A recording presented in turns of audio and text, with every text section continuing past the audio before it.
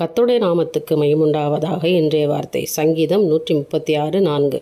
ஒருவராய் பெரிய அதிசயங்களை செய்கிறவரை துதியுங்கள், அவர் கிருபை என்றும் உள்ளது.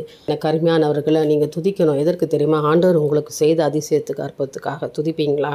இந்த ஓய்வு நாளில் தேவன் உங்களை ஆசீர்வதிக்க போகிறார். ஏனென்றால் ஆலயத்தில் போயிட்டு ஆண்டவர் உங்களுக்கு செய்த நன்மைகளை ஒவ்வொன்றையும் சொல்லி சொல்லி சொல்லி சோத்திரத்தோடு கூட நன்றியோடு கூட தேவனிடத்தில் அறிக்கையோடு கூட ஒப்புரவாகி ஜெபம் பண்ணுங்க. கர்த்தர் உங்களுக்கு ஒரு அதிசயத்தை செய்ய போகிறார். அல்லேலூயா. ஒருவராய் பெரிய அதிசயங்களை செய்கிறவரை துதியுங்க, அவர் கிருபை என்றும் உள்ளது. அவர் கிருபை தான் என்றைக்குமே இருக்குது. நாம் நிற்பதும் நிர்மூலமாகாதிருப்பதும் அவருடைய சுத்த கிருபை இல்லையா?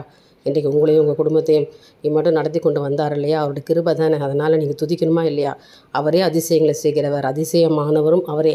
அதனால் உங்கள் வாழ்க்கையில் தொடர்ந்து கர்த்தர் அதிசயங்களும் அற்புதம் செய்வாராக. தேவனுக்கே மகிமை உண்டாகட்டும். ஆமென்.